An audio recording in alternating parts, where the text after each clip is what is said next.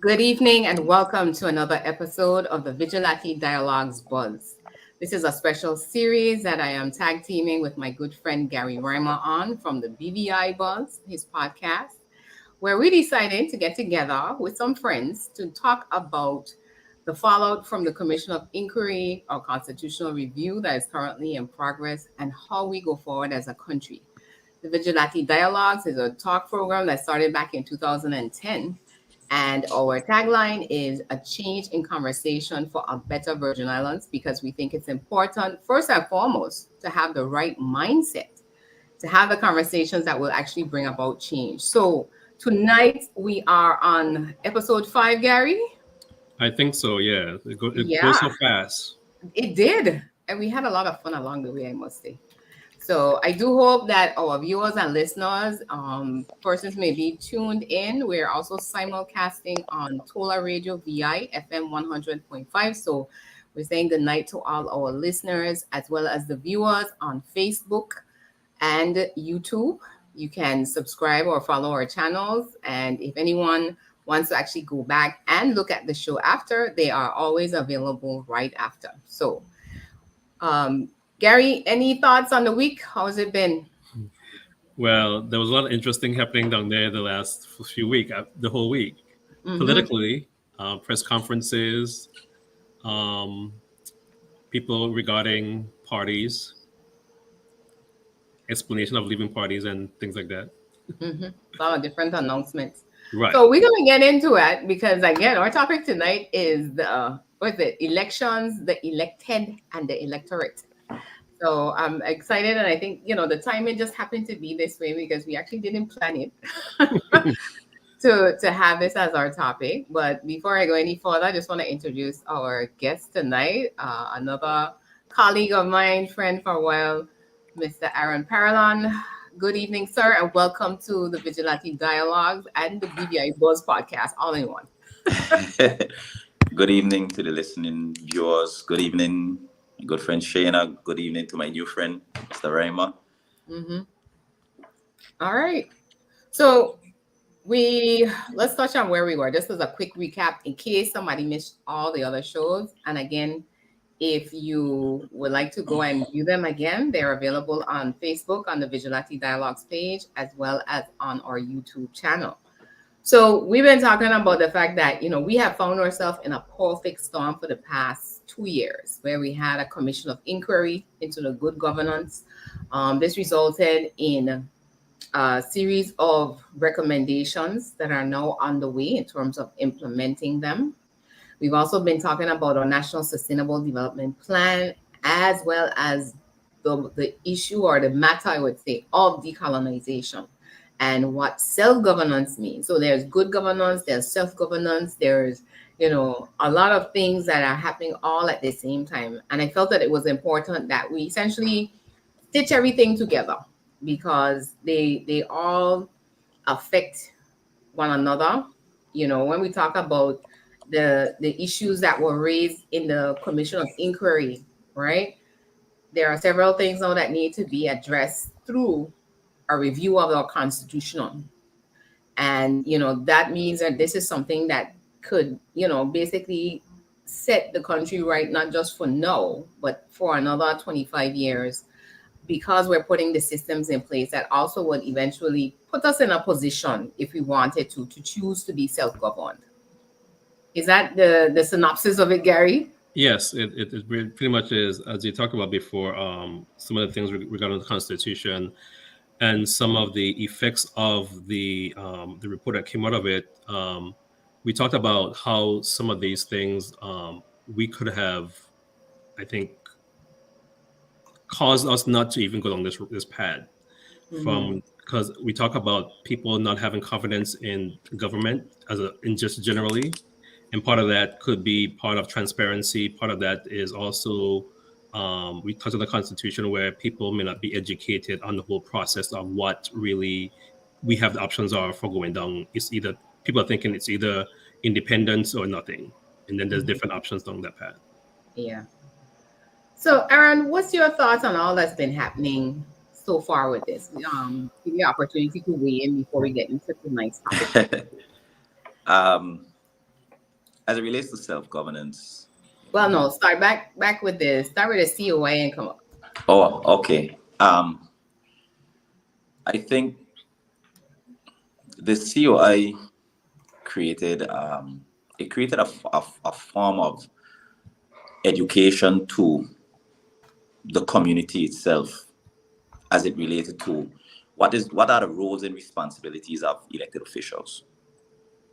I think many times we as the voting populace, we just knew elected officials as just individuals we put into power, and they are supposed to do these things for us, but not knowing the intricate parts of their roles and responsibilities, what it takes to run the government, the how things intertwine with the public service and so forth. So, the Commission of Inquiry was a breath of fresh air in a sense, but at the same time, it exposed some of our bad grapes. If I could be real, it exposed some of our bad grapes that I think we've thorned throughout the years and ignored and neglected them, and those grapes turned into prunes after a while. They got so shriveled that they were no longer able to produce juice. So a lot of weeding, since we're having a candid conversation, I'm saying a lot of weeding had to transpire, and it came through the Commission of Inquiry. Okay. So in terms of where we are now, on top of that, what's your thoughts about, some persons feel that having a constitutional review while trying to get the reforms done, and then still a conversation trying to happen about, self-governance, what it means, and, how do all of these things relate? I honestly believe as a government and as a people, we need time to understand each step as they are being implemented. I feel some things, the timeline at which they are supposed to be done in, realistically, I don't see us really producing what is expected of us, because they are within time constraints. So there's so many different things that have to be done, especially when it comes to having the conversation with the people, to bring the people along with what's going to happen next, or just gathering ideas from the people. I feel as though not enough of the conversations have been happening, or the conversations haven't really been in depth, because there's a certain level of understanding from the outside, from those who are not a part of the government, as we are, as us the people. And then sometimes the conversations you and I may have on the street may not be the conversation that really produces, concrete evidence into what we're going through. We're just having conversation based off of what we may think, based on our opinion, but not evidently factual, because enough of the information have not been disseminated to us for understanding and processing. Yeah, and that's all part of what, shows like Gary and myself strive to do in terms of bringing the information, because, as I was saying before, one of the things, and this was offshore actually, where I was saying to you guys, the impetus was about changing the conversation so that you actually have change, because persons are able now to get the right information and come to a right conclusion on certain things. I think we just lost Aaron. He'll come back. So one of the things, though, I think, Gary, this is a good point to pivot in terms of understanding a thing, is I had sent you guys as a talking point where we hadn't gotten to the public service and understanding what the public service's role is. in the governance of the country, because that's the reason we're bringing it up. Because of course now there's public service reform that had been happening for quite some time now, and the success of that actually is going to help reinforce a lot of the changes that needed to be made, because quite a bit of what the Commission of Inquiry report spoke to is about, how the public service, how well the public service functions, let me put it like that, and their ability of checks and balances, like the auditing functions, whether it's internal audit or the auditor general, in being able to, make sure persons are in compliance with what the rules are for various things, whether it's financial management, human resources, and all of that. So I just, one of the things that struck me was when I look back in terms of, I used to call the public service the engine room when I was president of the VI Civil Service Association. Because, being in the Ministry of Finance, I started to understand how pivotal it was. About 3,000 plus employees at the time in taking care of everybody, basically from the cradle to the grave. The public service is who deals with that, right? And with that, now you as a public officer having an understanding of how important your role is very key, and the management of the service is also very key. So, some of the issues that we would have would be, and this came up in the Commission of Inquiry in terms of, or actually is in the Constitution review, how should the public service or the ministers, what is the interface supposed to be, right? Because as it stands now, ministers don't supervise public officers, not even a permanent secretary. However, that person has to work with the minister in terms of understanding what their policy ideas are that they want to take forward and the implementation of it. So I don't think any of you guys have ever been in the public service in terms of work. Look, are you in the teaching service? Yes, I was in the teaching service. Also, I was in the public service. I began my career, my job careers at I worked at Electorate. It used to be Electorate first. Okay. Yes, I started there when I got out of high school. In the office? Yes. Okay. All right. So let's try to talk about that question in terms of one of the points that was in the terms of reference for the Constitution review. What's your understanding of how that is supposed to work? As far as who's responsible? Let's answer the question. Let me ask the question first. Who is responsible for the public service? Because that's the big debate. Who is responsible for the public service? The public service, responsibility of the public service is the governor's responsibility. What exactly is he responsible for? Making sure that all levels of integrity are being exercised. Okay. Gary, what's your thoughts?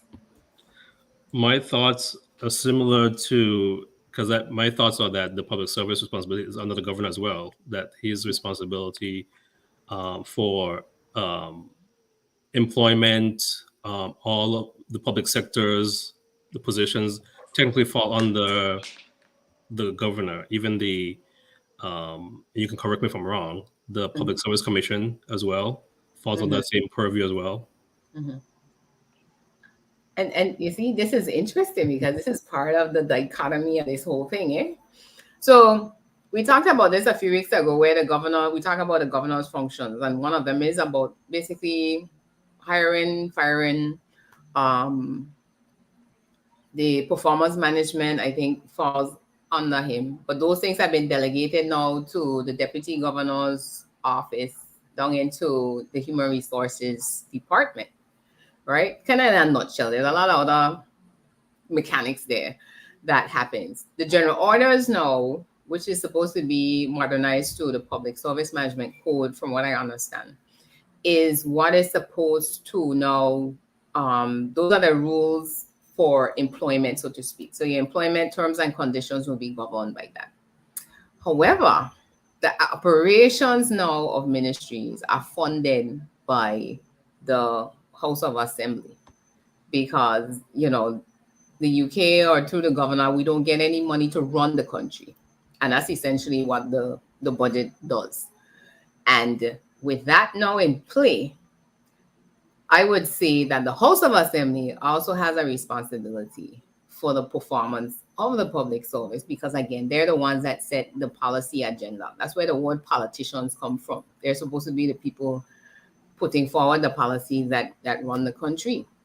So with I guess with both these responsibilities in there, clarity now needs to be brought, whether it's in the Constitution or other pieces of legislation, probably across the board, in terms of who's responsible for what. Because if those two things aren't working like they should, you will end up with a lot of dysfunction. So let's say, for example, right, I heard in the press conference the governor gave the other day, speaking about the backlog for the belonger and residence applications, right? And that if it's a matter of capacity, meaning staff, that this should have been addressed a long time ago. So when now we ask the question, well, who is responsible for filling the capacity?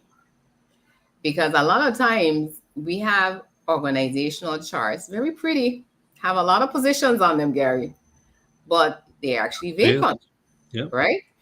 And vacancies can't be filled unless there's money in the budget to hire people, to put people to work to do these things. So there is a standoff sometimes around, well, needing to hire somebody, within the budget year, because the budget's passed the year before, and how all of these things have to be addressed, whether it's, we put in staff or we reallocate money from someplace else, and those types of situations, right? And with that, no, again, there has to be a clarity around the working relationship between, again, the cabinet, because the government, according to the Constitution, that when we're going through it, Gary, is the governor and the cabinet. That's according to the Constitution. Right. So again, at the end of the day, if we say government is responsible for the public service, then each person within that entity has a role to play, and they need to get up and do what needs to be done. Because I find then what happens is the public service gets blamed for its shortcomings as if it is responsible for itself. Mm. So, Mm-hmm. So it's like, sometimes when I hear people speak about it, I would say, guys, this is a little bit more complex than we think, because if I blame the governor for not making sure, performance is 3 and above, because of course, that's the grading system that we have.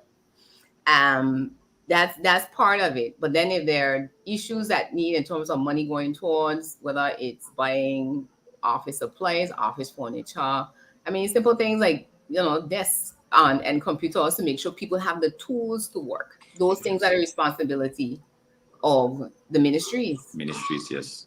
You see? So however we want to set up this new relationship, it is something that we have to take into account, that everybody has a decision that plays a big part in how effective the public service or public officers can actually do their jobs.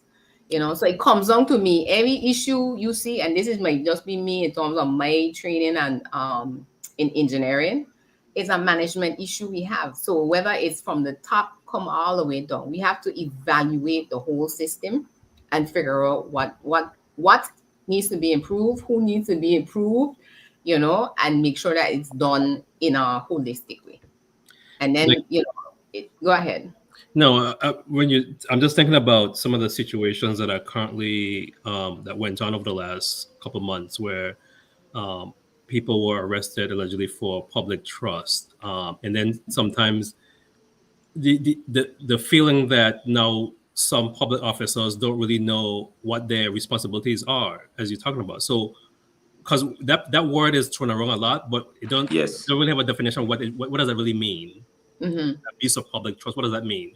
So, and then the question is, so are these people doing their job based on directions given by, as you said, whoever? It could be their department, their head, or whoever. But the feeling now is I don't know what my role is as a public officer now. What am I really supposed to be doing? Who am I supposed to be answering to?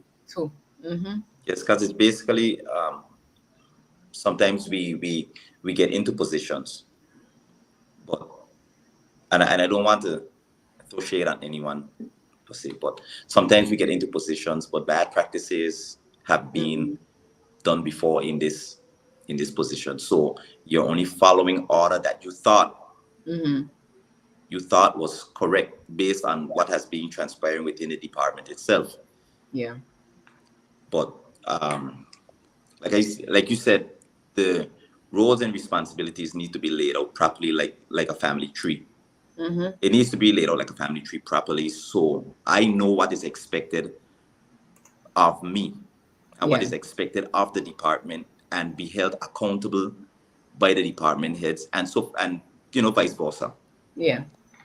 And some of the key things, because having conversations with family and friends that are still part of the service, they will talk about things that we went through, which was like employee orientation, that actually explained to you as a new employee what your roles and responsibilities are, how this whole system works that you're now a part of. Because again, these are things that we might be taking for granted as part of human resource management and needs to be had. And again, to highlight who's responsible for what. You see this issue now with the increments that still haven't been paid to all of let's say the whole public service. When I say public service, I'm talking about police, teaching, as well as the civil service and central government. Who's responsible? And this is it. So we're going to say, we might say on one side again, government is responsible. Government is responsible for the management of the service. The governor has his responsibility. So if his is through his departments, to evaluate every employee and say, well, yes, they did a good job this year, so they're supposed to get increments, correct? Right. So based on that, because I don't know that everybody's going to get an increment, because it's supposed to be based on performance. Performance-based, yes, a performance-based. Performance-based. So if that is the case now, I still would budget for everybody, just in case, because that's best case scenario, and still the highest payment you would have to do out. That these things are put into the budget. And that again is the responsibility of the House of Assembly. Because if they go through Senate Finance, and this is not something that's discussed in terms of making sure that this money is allocated and accounted for. To me, that's again, it goes back to poor management, because it's going to affect employee morale and affect the quality of services delivered to the public. Very and much. I mentioned this in they're going through that public consultation the other day, and I actually mentioned it as part of the focus group that I was a part of, to say that just basic compensation in the service has been lacking for years, and it's not really so much about trying to compete with what the private sector is offering, but just an overall better experience with everything. And to start looking at things like the national pension scheme that won't hold people hostage in the service if they so happen that, for my professional development, I have an opportunity in the private sector. But because I'm at 15 years in the service, we don't want to lose our years, as we see, because your pension is dependent on years of service. Years of service up to a certain point. Right. So overall, it is a win-win for everybody, because persons can move across the sectors, private to public, public to private, and you won't lose your pension. And you would actually get more for pension if it's contributory, because as it stands right now, persons barely go home with 50%. So if you're going home with 50%, and I had a frank conversation the other day, I got an earful from an officer in one department, talking about, being in the service for close to 20 years and barely making $30,000. And we know you can't survive on that here without getting a second job or having another source of revenue. And even with... No, go ahead. And I was saying that even within your own house, your own household, you and your spouse, let's say both of you are making that amount. The basic cost of living right now, Shaina, for, let's just say, utilities, that's Well, for me, 200 plus. I pay nearly $200. Right, 200. Let's just cap it at 200, right? Uh-huh. We cap it at 200. Pull out the calculator. Go ahead. Yes, basic rent itself. Mm-hmm. As you can see, rent doesn't go below, let's say, about 1,200, 1,200. You might be lucky to catch like a 1,000 or 900 or anything between it. Mm-hmm. And then you look at the food, the cost of food now. So you basically have to, your spending for on a monthly basis, and this is without having to deal with if you have children, if you have a dog, if you have a vehicle. I'm just speaking on the basic necessities inside of the household. Mm-hmm. You're looking at spending close to $2,400 a month. Mm-hmm. Yep. So having a salary at 30,000, that's taking home about $1,800 after tax. Mm-hmm.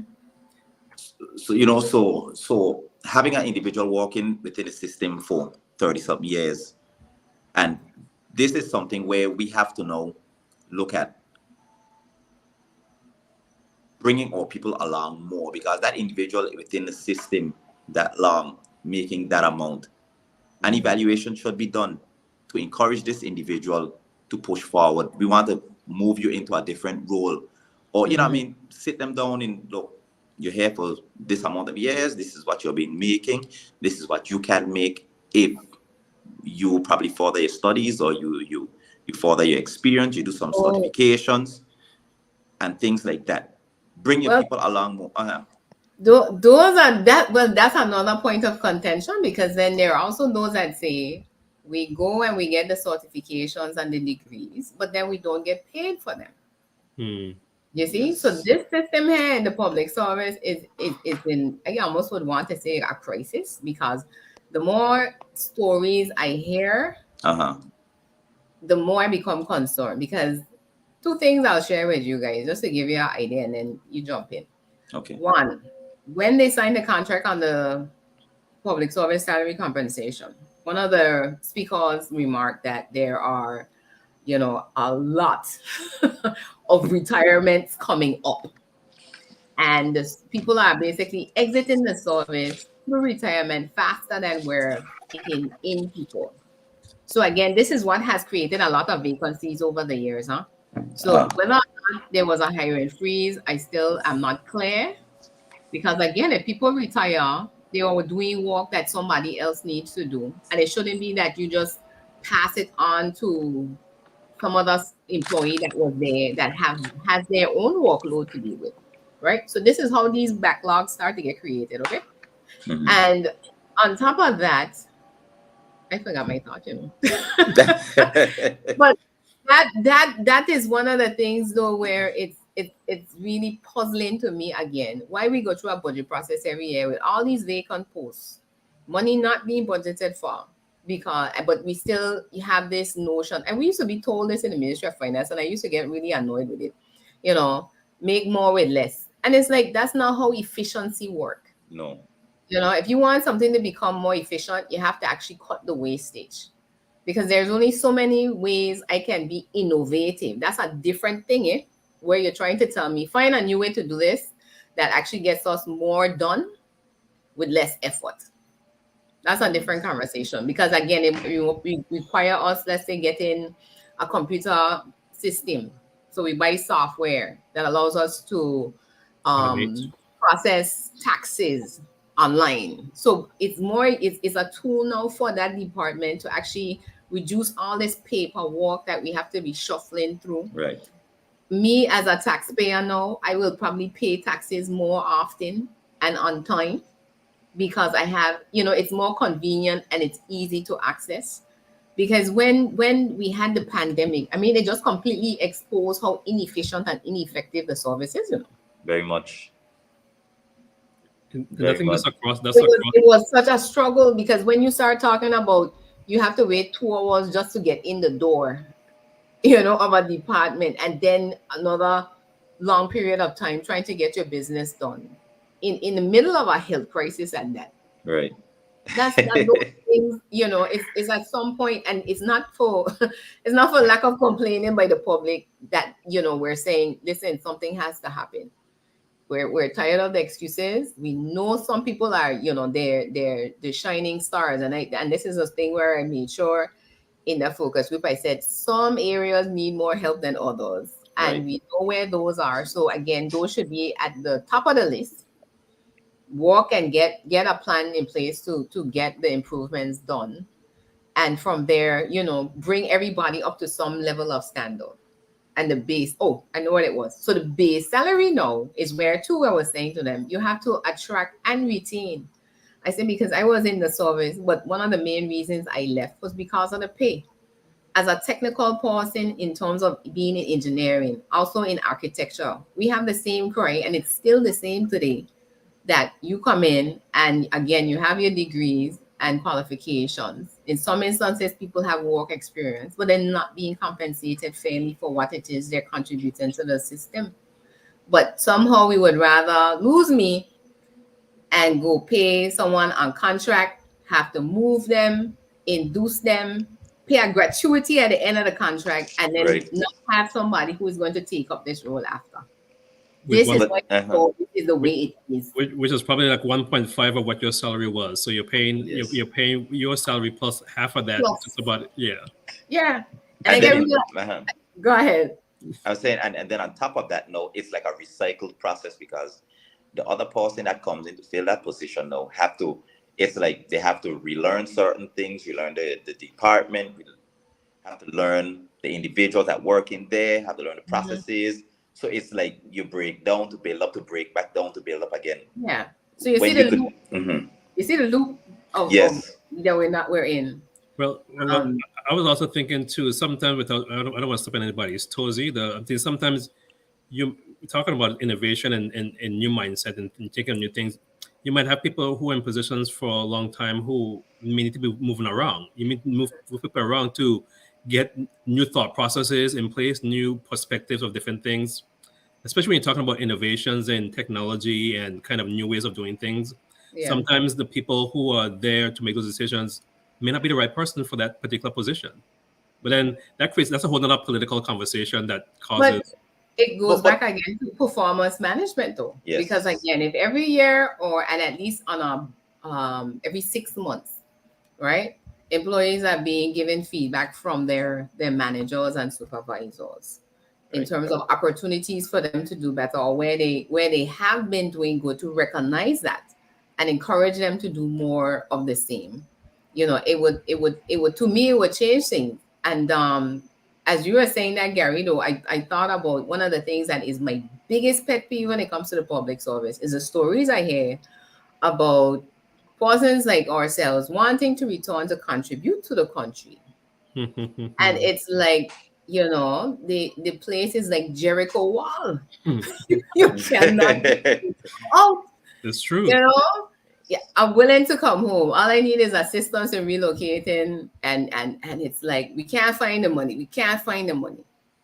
But the minute now somebody gonna pops up and saying, well, we want this person to come in, they're not any more qualified than our own. And this is yes, where we have to start to really evaluate what our priorities are when it comes to talking about building a country. If you're not helping your people, you're not doing anything.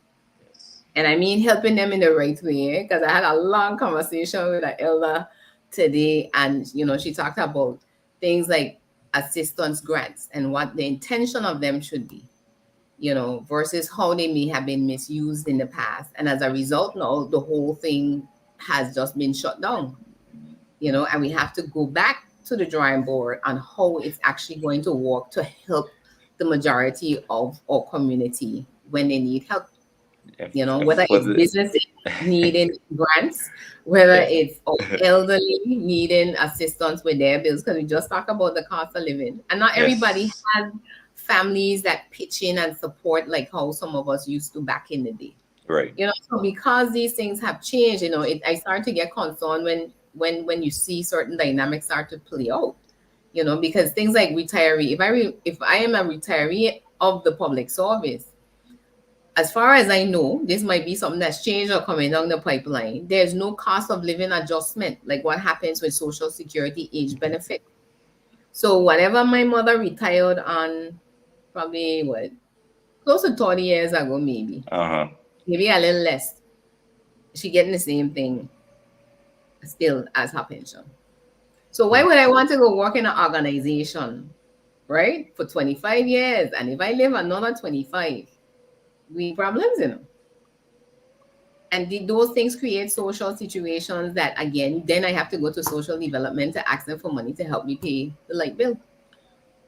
I'm going to jump in with a slightly different path as well, too, because what you're talking about, too, which I had heard over probably 15 years ago from, I think at the time, Financial Secretary Smith was the Financial Secretary, because this was when Ralph was Chief Minister at the time, too. And I remember this vividly, because he made a statement probably about 15 years ago. His thought was that with the current pension system the government was set up is long term with the current system, he didn't see it being able to sustain for everybody being able, if no changes were made between that time frame, his feeling was that the sustainability of it was in jeopardy because, as you talk about, you have a number of people retiring and people are living longer, and so that you have more and more people now jumping onto the retirement bandwagon now. Those people also have to get paid, and you may not have the people contributing to the system to help pay for those pensions. So it's like a cyclical situation that's created. Yep. It really is a road to nowhere right now, because again, when I was there in 2006-07, there was an actuary study done about creating a pension fund. So again, if you check the budget, it's still not created. So even if it is that the employees don't contribute, the government should be setting aside money that grows, that is the one that it will be the place that you withdraw money from to pay the pension, similar to how Social Security fund is set up, right? Because what happens in the budget, if I am understanding the layout correct, because it's changed since I was there, pensions are included as part of salaries, which is like your payroll for active employees. So when persons see the cost of, or I should say, employee costs, some of those costs are actually retirees, right? So if you pull those out, and if people think I'm exaggerating by saying you could retire and live for another 25 years, there are lots of people retiring in their 50s out of government because of course. They walk straight out of high school. So, if we say average 75, 80, it is what it is and has been happening.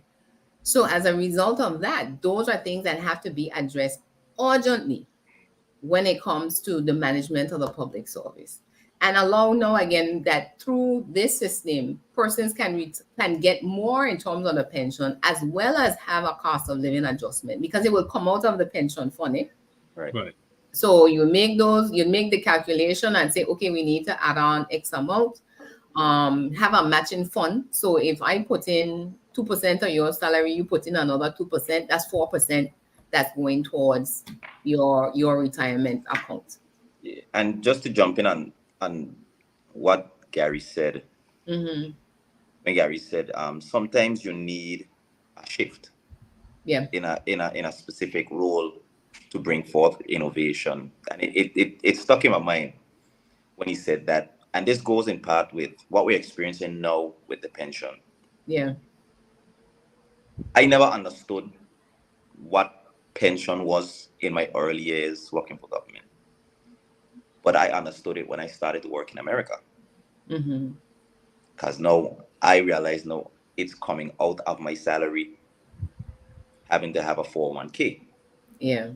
So that's when I started to look at certain things that we have back home that could be better managed, that would bring forth more. There'll be more fruition from it. Especially like I look at NHI itself, and I don't mean to bounce out, but NHI could tie in also. We're dealing with insurance, and we're complaining and saying that the NHI is just bleeding the government, then we now have to sit as innovative individuals and find a way for NHI to pay for itself, or where we can contribute into it and use whatever contributions are there to, I would say, to find development. Yeah. Yeah, You know what I'm saying? yeah, because I haven't had a lot of talk with people, so that came up this week also in our conversation, right? It's been on my because mind. somebody was trying to say, it was a bad idea, and I was like, no, it wasn't a bad idea, because for those who did not have or couldn't afford insurance, let me put it like that. People don't have insurance because they can't afford insurance, right? So for those people who couldn't afford insurance, this was a good thing for them.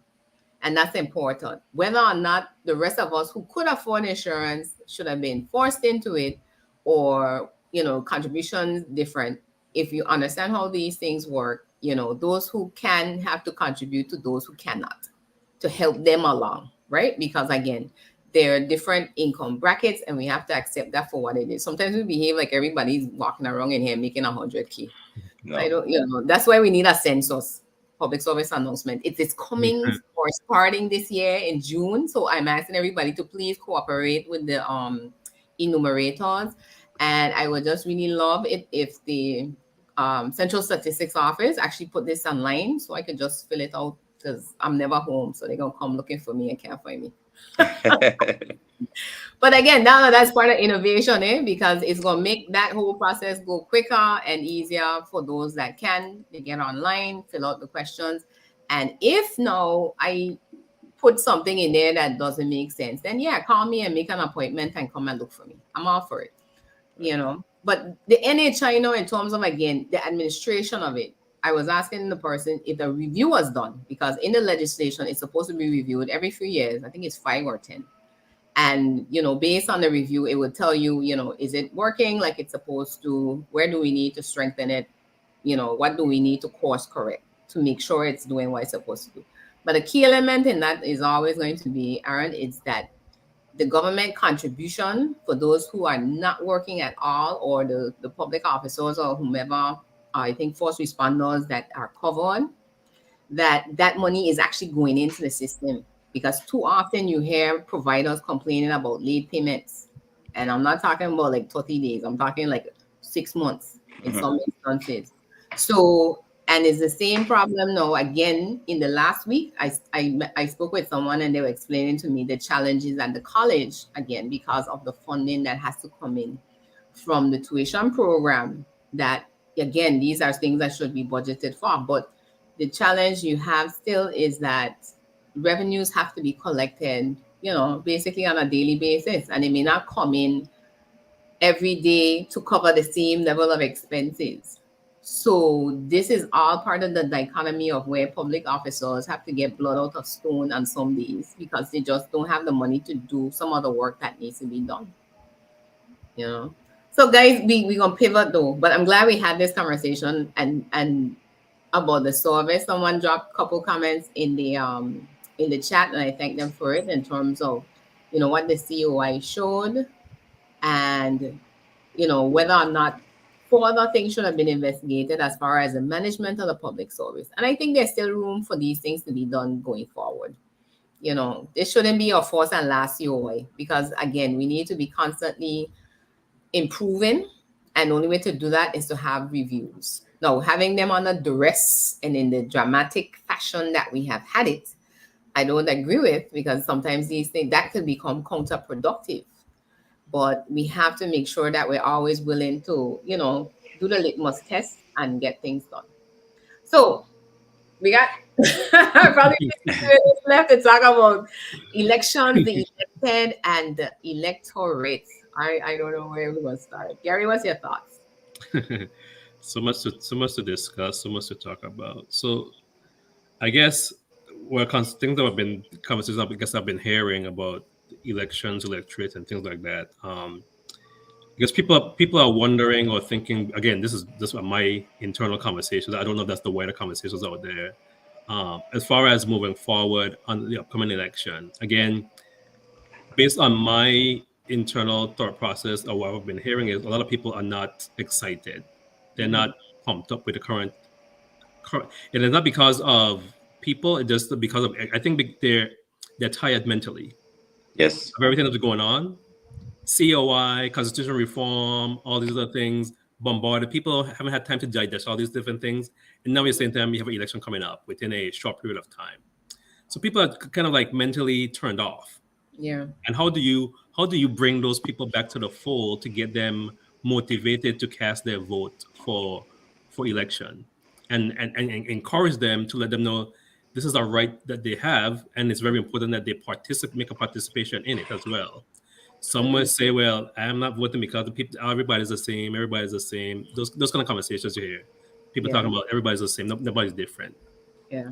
So those And are the apathy is very high.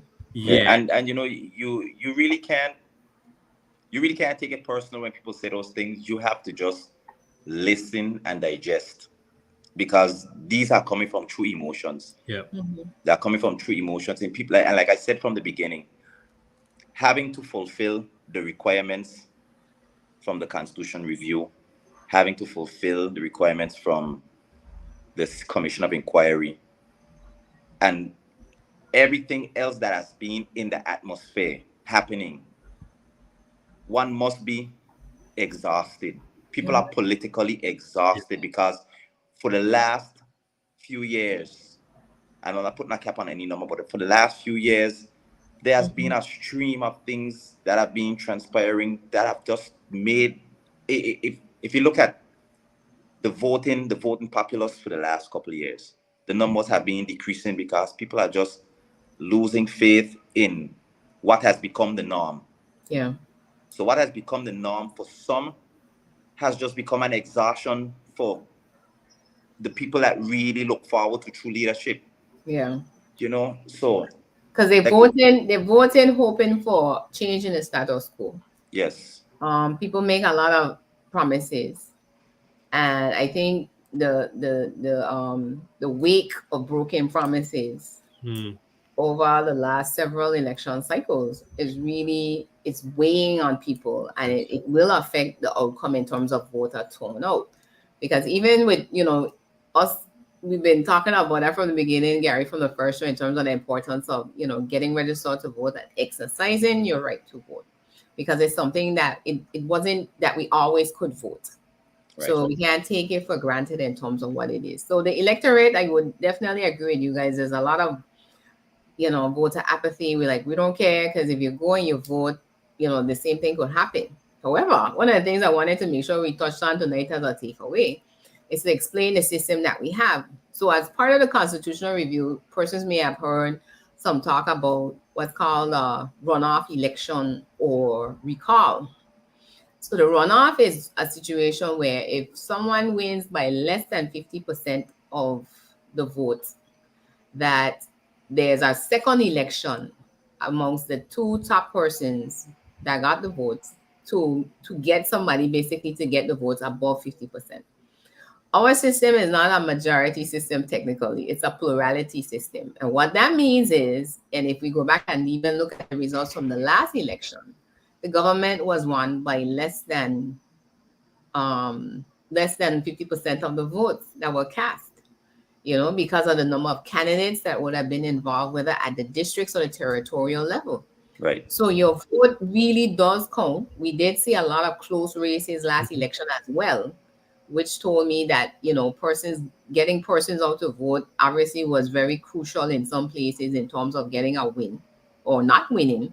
Yes. And that, this is where the power of the people shows up. And oftentimes, again, because we might not look at it at that lower level, that's what it means. That every district now, your vote really does count, because it could make the difference between putting one person A versus person B into the House of Assembly to address things like public service increments, making sure that departments are properly staffed, making sure that our retirees, they get adequate pension and are looked after in their later years, and things with the school system. And I could go on and on, because again, we have to really start to hold people or ask the questions, I would say, in terms of what is it that you really want to go in there and do. And I remember being asked that the other day, and I asked the gentleman, well, what is it you want me to go in and do?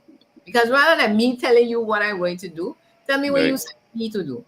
You know, and he the first thing out of his mouth was about crime. He's like, Shaina, this is not the place we grew up in.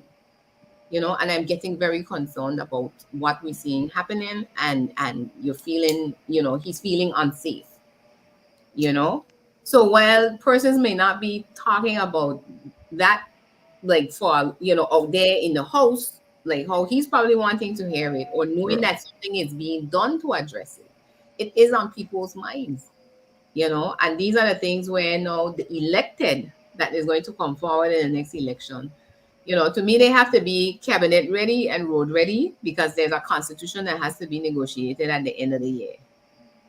And, you know, it's so many things, so many balls that are being juggled right now, that you have the caliber that we're looking at. And I put this in my latest commentary. It's like the caliber of leadership has to be on point.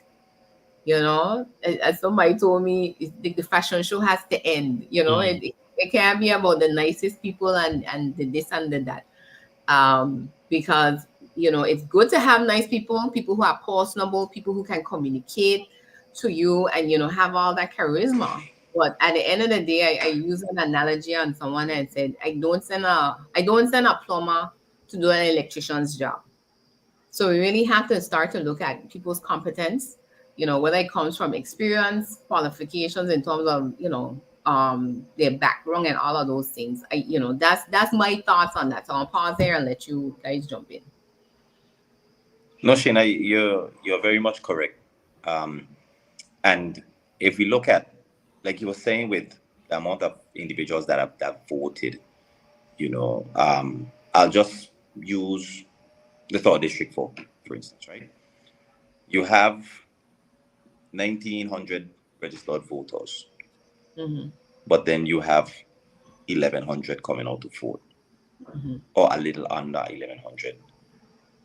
That says a lot. Either people are registered and they're unable to come out to vote. People are registered, they don't want to vote. People are registered and they're tired of voting for the same things, or the same policies, or the same broken promises continuously. Yeah. You know, so where the next generation coming forward would have to do is have a sound evaluation into what has been happening, why people don't come out to vote, and what are some of the reasons or what are some of the things that are really, really plaguing this society, or really forcing them not to come out to vote. These are some of the things we really have to have an in-depth conversation with our people, Shaina. We really have to have an in-depth conversation. Yeah. Bring the people together instead of having these grand rallies and so forth. You really need to have the intimate conversations with the people. Because the town halls, right? Because once a man is on a rostrum, he is basically speaking to the choir, and the choir is responding to his punchlines and so forth. But when you have in-depth conversations with people now, sometimes you leave there so emotionally drained from what your people are experiencing. You really have to take a time out, sometimes get a cold one. Yeah. You know what I'm saying? Yeah. You really have to do it. Really get yourself around individuals who are going to actually be your backbone and actually take certain things off your mind, because all people are hurting out there. Like you say, with crime, a lot of our elders are experiencing issues right now as it relates to security. They're not safe. Certain things you want to invite them out in the evening times, but they don't want to come up because the place is dark. Number one. I had that conversation this week too. It is, Shaina. I mean, I have so many conversations with elders, and these are the things they're telling you. The place is dark. I want to come outside. Sometimes I see a shadow pass in my house. Sometimes it's just maybe a tree trunk is blowing, but they don't know. They don't know. They say every shadow is a man. Yeah. You know what I'm saying? And those things for me, again, when people talk about the roads, I'm like, people, the road top is the least. When it comes to public safety, the lighting of the road, the demarcation of the road, driving West End, I noticed like probably half of the seawall it's actually gone from with Orma, and the other Yes. half is in bad shape. The road floods because there's no proper drain holes. It's next to the sea and these types of things. So it's like the perspective on the issues has to change, I think. Yep. So that from a mindset standpoint, now when we sit down to plan, we say, hey, we don't just want $11 million to go pave roads. I want to engineer some new roads for the country, and it needs to include lighting. Because even tonight, the person was saying tongue is too dark. For the capital, you have lights only on one side of the road instead of on both sides. And all of these are things now, again, these are the issues that people are thinking about and really hurting. I want to ask Gary a question, Aaron. So Gary, when was the last time you voted? The last election. You did? Wow. So Gary, I salute your Yeah, I've voted for the last. I think I've voted consistently for the last. I think at least the last 3 elections. Okay. So we applaud Gary for making sure he came home to do his civic duty. However, one of the things that dawned on me when I was writing my last commentary was we need to have, it's not called proxy, it's actually mail-in ballots. Absentee. I have heard that recently. Okay, so we have that up here. We had proxy, and that was abused and misused. Everybody, including dead people, were voting. So therefore, it was abolished. Yes. That's what I was told, because I don't know. But this is when, because I asked the questions like, okay, so what about, all people that are away? These are Virgin Islanders that have a right to vote. They register to vote. And this is part of the low voter turnout too, Aaron. Not everybody has the money to catch a flight $500 just for a weekend, because obviously they have to leave work and come and vote and then go back. So, imagine countries as big as America can have mail-in ballots. All our little small diaspora that's out there, even though it's significant, I would say. And a lot more are being, to me, they've always been involved. They've probably been quietly looking on, but more so, I think, in recent years, they are becoming more vocal. They should be given that opportunity to mail in their ballot and be counted. What do you guys think? I mean, you just have to make sure. I think the biggest thing, because even up here too, there have been people talking against it, making sure that and tightening security. I think one of the biggest things you have to make sure that you safeguard the ballot. So making sure that the people who are actually voting, as you said before, are the people. So there should be safeguards in place. Whether that kind of be some kind of identification needs to be in place, that you have to submit something, and that Gararima is Gararima, and when he submit his absentee, he's not coming down there to vote again in person. Yeah. He's voting twice. So some kind of checks and balances, and also integrity of it. I think it helps the whole process where you have to everybody wants to be included. Who are eligible. Some kind of way, as you talk about, there are a lot of people who are away, who went away, or even have to travel around election. Yes. So they can't help that. And it's like saying, no, you missed the opportunity because you can't vote in advance. There's criteria around that. And then there's also, you have to go. So those, and to me, those are things that in terms of being innovative, Gary, put me in a room, I'll knock that out till we figure it out. Because again, if you want to mail in your ballot and still fly down and vote, we counted the in-person ballots for us, So once you are crossed off in the system, if your ballot comes up with your name again, that's basically going to be disallowed. Right. Yes, it has to be invalid. Yeah, see? So it's like there are ways to do these things. And the technology that we have today is a matter of, again, us being creative and innovative in terms of if we want to get this done, then we can, I think we give it enough time and effort, it can be accomplished. Well, but we need to think about, again, how we are engaging Virgin Islanders wherever they are, and not just thinking about who is here, on the other side of Wrong Rock, but that anybody that calls here home, they're qualified to be a voter, they should be given opportunity. Well, sometimes too, some of those things may affect the people who actually have to make the decision Mhm. to make those things in place. So, for example, if a politician has to agree that that's something that has to be in place, and they're feeling, well, more people coming in is a disadvantage to me, so there's no sense for me trying to help the process Right. because it's not helping me. Mhm. So that whole So you understand now why certain things don't get changed. right, If Yes, we gonna yes. tell the truth, that's that we understand why. Now that right, is true. And sometimes, having people that live overseas, you have to literally give them a sense of belief. You have to Mhm. make these people, and they follow. Those that live overseas actually follow you more than those that live here, Yeah. because they're more in tune, trying to, stay in Know tune to what's what's happening happening. back home. Yeah. So they're asking True. questions, It's they're true. following things you're doing, they follow you on Mhm. social media and so forth.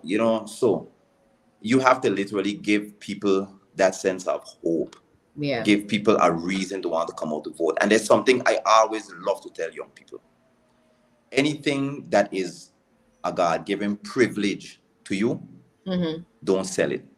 Yeah. Don't put a dollar figure on it. Yeah. Your ability to vote, the God-given ability, the constitutional ability for you to vote freely in a democratic society should Mm. never come at a dollar figure. Yeah. Yep. It's true. And that's where again when it comes to and that's a whole other show because I was talking to the elder about that today too, where Yes. she's like, people when you see certain things happen, things that were highlighted in this UOI. Let me just make that broad, right? Politicians might be faulted for a lot of things, but there were people who were complicit in some of mm, this stuff, right? mm, The whole thing to me was, Shaina, if you're given something that you don't deserve or that somebody else is more in need of it, the right thing to do is to say, no, you decline it and you tell them, give it to somebody else who needs it, because I don't need it. It would be me wanting this and then take it and do something else with it. And I said to her, and they don't realize that's fraud.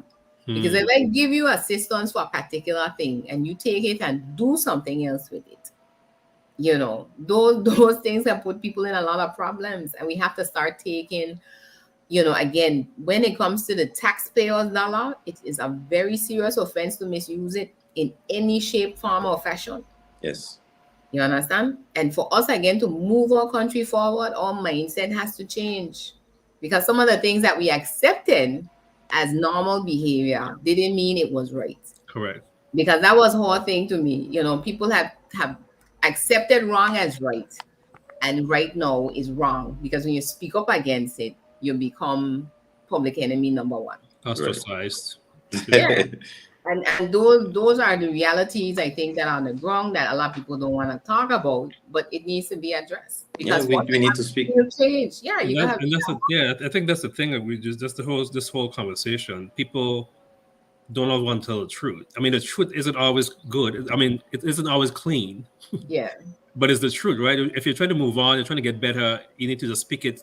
And if it was wrong and you want to move on, it's okay. This is what I was doing, but Mhm. there's change now, a different way, a new way moving on. But you Yeah, have to admit what was wrong is wrong, and then move on from there and tell the yeah. truth about it. Take Very much. responsibility. I Yeah, think that instead of blame, I always tell people, I say we do too much about in terms of trying to figure out who to blame. It's not about who to blame, it's about who's supposed to take responsibility. So just like how people want to take credit when things are good, they should take responsibility for when things are bad. Very much. Right? Because you're saying in both instances, I was responsible for this being good, you know? But then when it comes time for it to be, well, who's responsible for this? Because it's a problem. right. Nobody is responsible. But the pointing fingers start to begin. And it's like, that's not going to solve anything.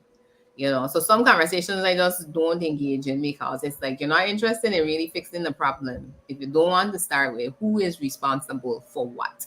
Right. Right. You understand? And if they're not taking on their responsibility, whether they don't have the capacity to do it or whatever it is, then that's where I could start to say, well, okay, if you don't have the capacity to do this job, I gotta find somebody else to do it, right? So that I could get this problem fixed and get what it is I need to do done. You understand? And move things. So the last thing we're gonna touch on, we over time, but we're gonna touch on this because another question I keep getting is, people saying party system is what has mashed up country.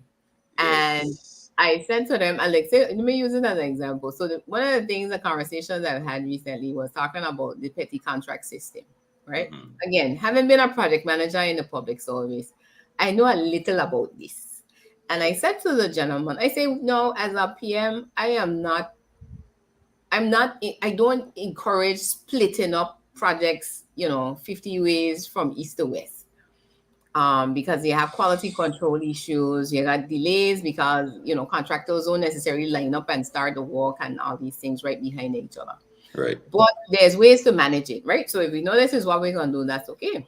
But I said to him, I said the problem, because they were saying, we have to help people and give them work to do it. I say, of course. I say, but as long as we're saying there is a system in place for procurement of goods, works, and services, we need to follow it. And one of the things there is that persons need to be qualified to do the work. Yeah. Very much, yes. One of the problems that I saw was happening was the nepotism and the cronyism. So he was like, well, what are you talking about? I said, well, if we're going to give work to people who we know can't do the work, but because of some type of relationship, they get these jobs, they get these contracts, and then they're unfinished. And then you have to go and hire somebody to go and do it and pay them twice, because we don't recoup the money now that was spent the first time around. Right. You understand? And I say, so those are the things that when it comes to how it's administered, that to me was the fundamental.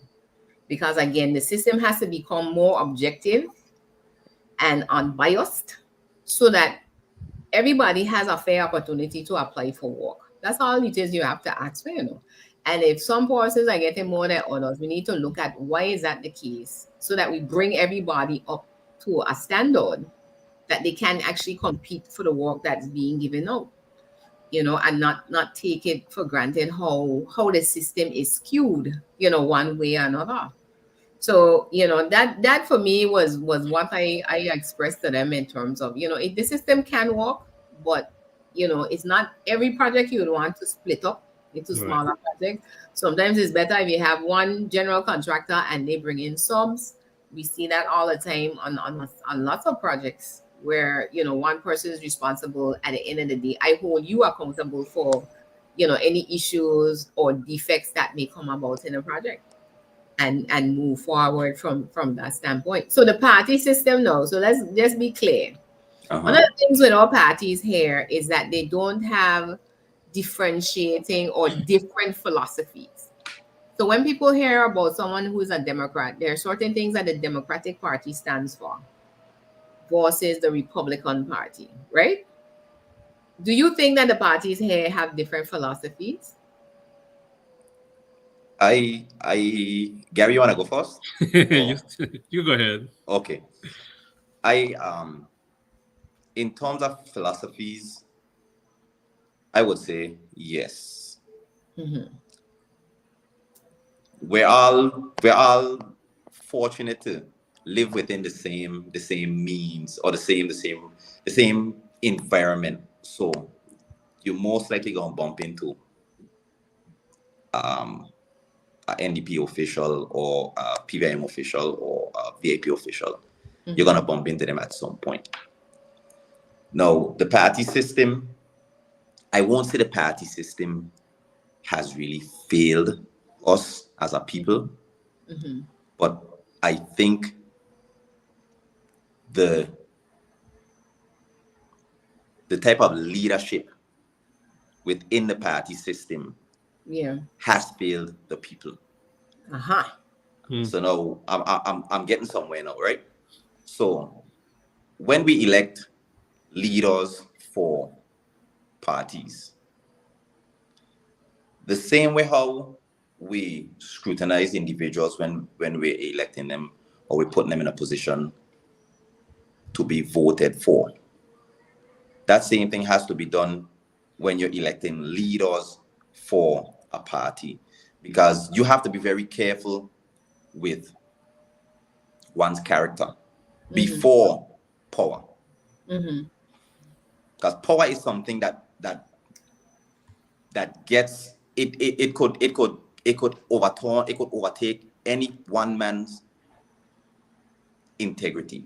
It can, but you have to have a certain level of strength within you to know the right from wrongs, and to also know that your responsibilities as leader of a party are the other 11, 12 members behind of you. Their integrity are on your back. So if you fall, or if you should get yourself involved in activities that are going to hamper your party's image, the people that support your party, because what we have to also be careful of are the individuals that support these parties are people of high intellect, high integrity. And when we damage these individuals, we're doing things that they are not supposed to do, and they now have to go out and support you. Yeah. They now have to question, they themselves now have to question their own integrity. Am I doing what I'm supposed to be doing? Am I actually being a good follower, or am I a blind follower? You understand what I'm saying? Yeah. So I would never say the party system has failed. I always say it's the type of leadership that we tend to put forth in the parties. Because that sets the tone for everything. Yes, that sets the tone right there.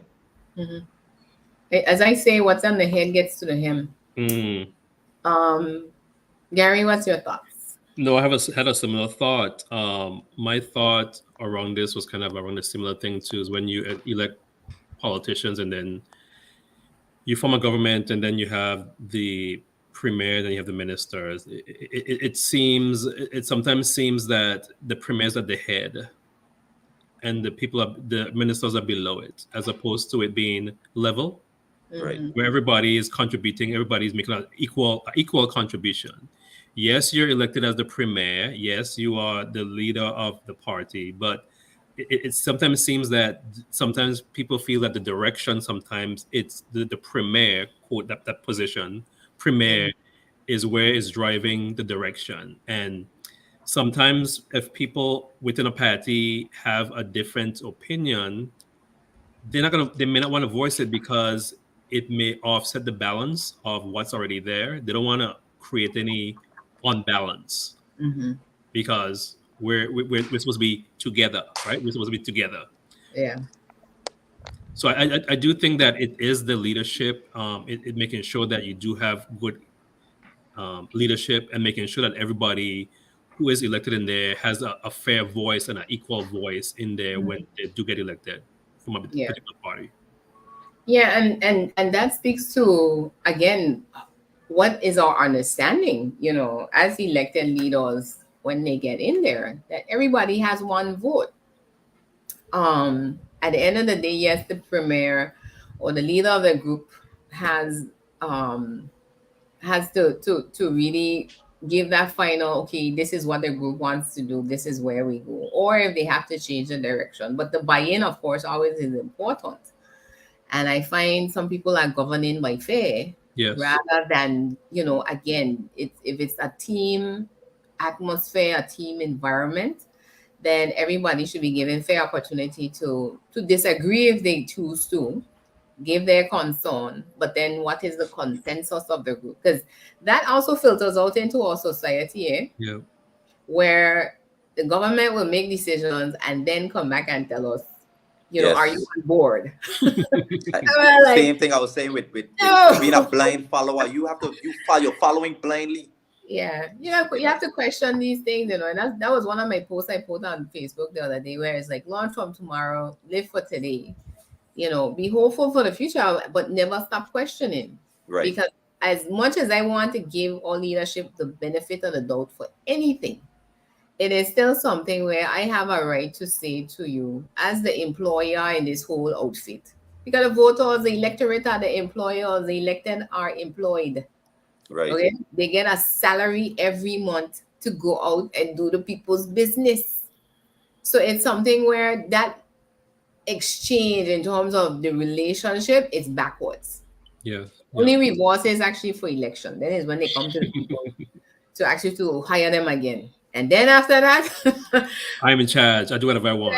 Right? we gone. Yeah. And that is where I think as a society we have to change this. Again, it's a mindset because people might get tired and feel like, we always complain, but they still not listening to us. And it's like we have to look at things like recall laws, where I saw after the pandemic, the people of California got up and started a petition to trigger what's called a recall election. So what that does now is if they were unhappy with the governor, right? So they said, no, we want to recall the governor, meaning basically we want to fire the governor of California.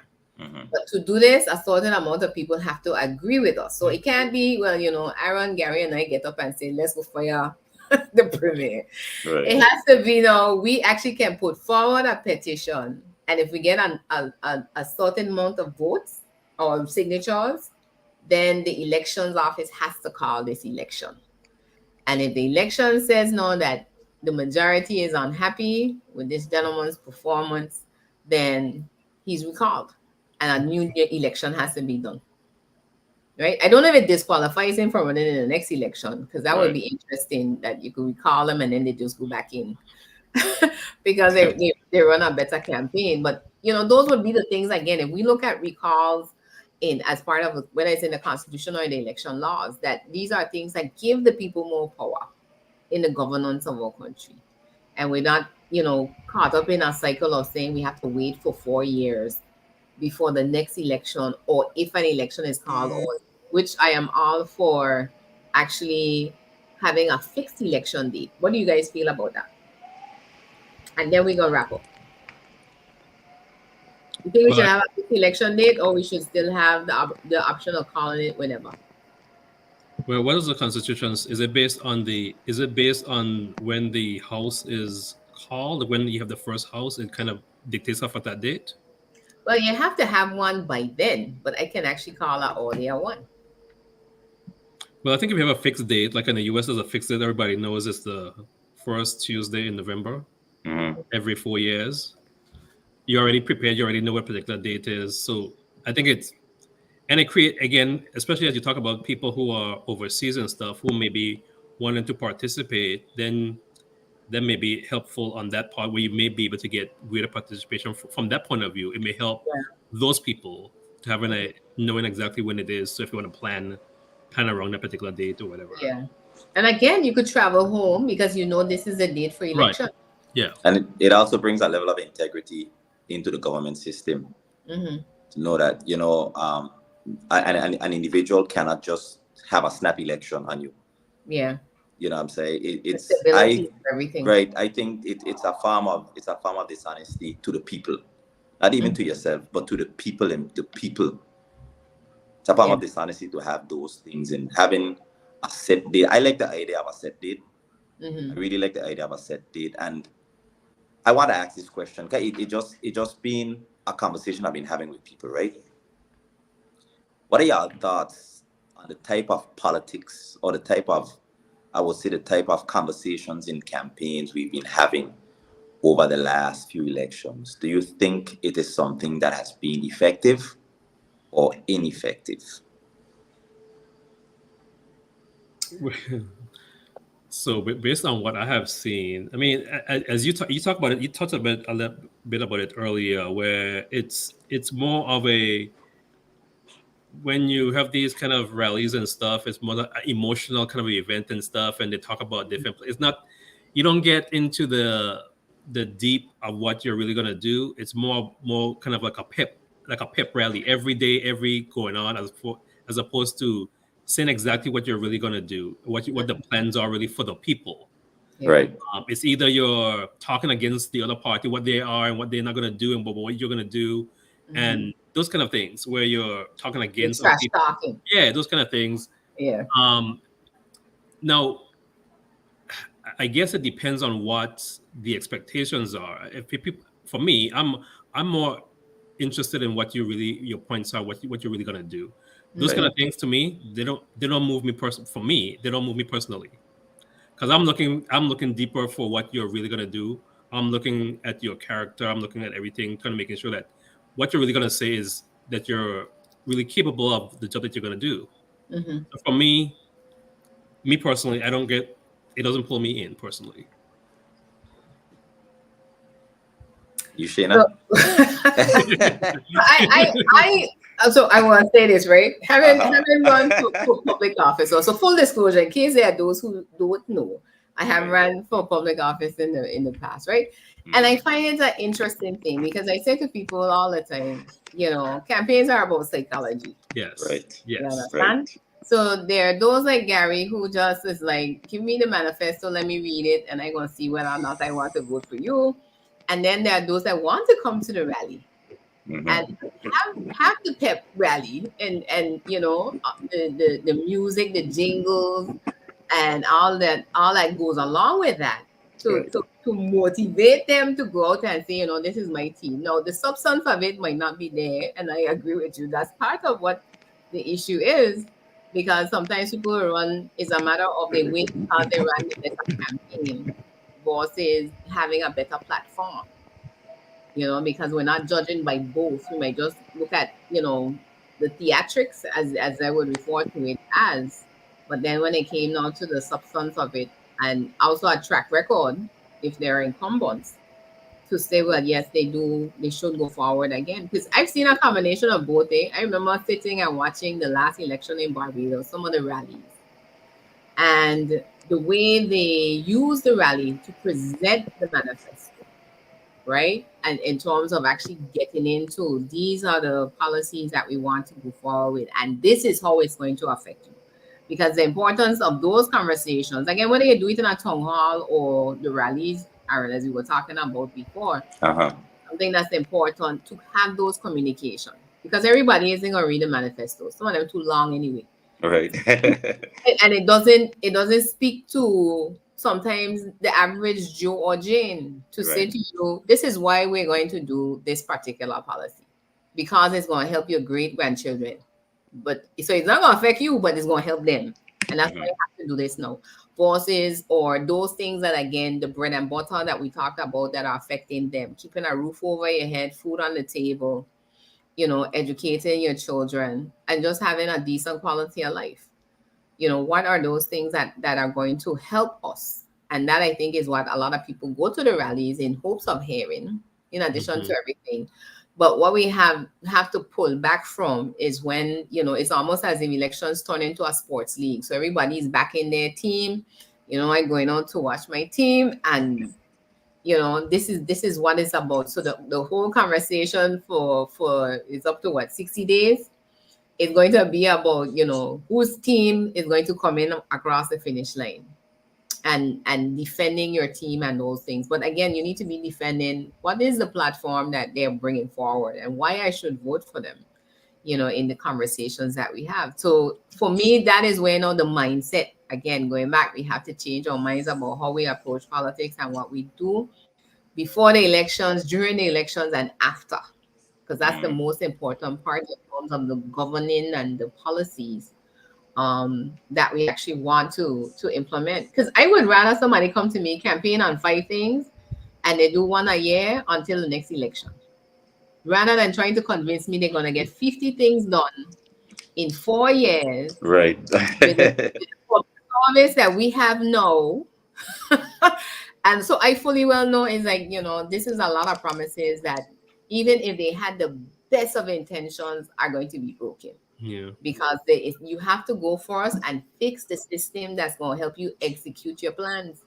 But if you don't look at those things and employee morale and all of these other things that we talked about tonight, everybody's going to be frustrated. The elected and the electorate at the end of these cycles.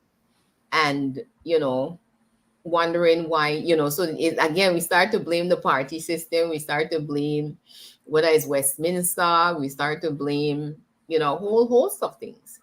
But it is really now something where the perspective of us as the electorate, what our expectations need to be, and to put a demand on people to really deliver. Just as you would with any employee in your business. People don't hire employees and just turn them loose to do whatever they want, show up to work when they want. I get one of my other pet peeves is that, I can sit down and watch standing finance in Jamaica's legislature, but I have no clue what happens in my own. And it's my taxpayer dollars that are being discussed. You understand? So I take those things very seriously, and those are things that need to change. Now, there might have been politicians in the past that said, no, they don't really need to be on camera because they know what is being or not being discussed in there, and truthfully, it's not the people's business. Right. So those are things all like that. That the I don't know what it is. You guys keep referring to it as a greedy bill. Whatever the correct name of that bill is in terms of the public, the legislature's compensation package that was done last year. Those things should have been on camera. Yes. You understand? Because every bill supposed to go to a committee stage should be discussed thoroughly.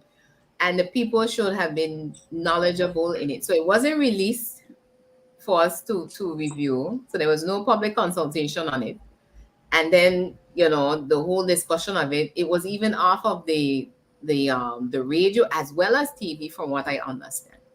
You see? So where's the transparency on that one? Completely left the building. And where does that, where is the recourse for the people? Again, when the public services watch these types of things and wonder, well, what about us?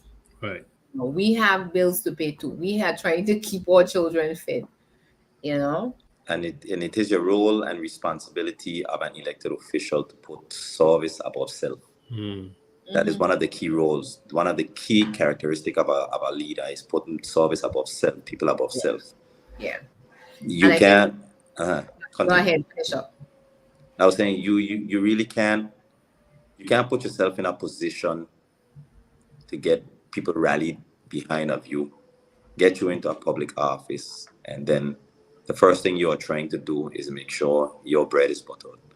You know what I'm saying? Like, you have to actually make your responsibility. Your responsibility is to make the lives of the people that who look up to, who look to you for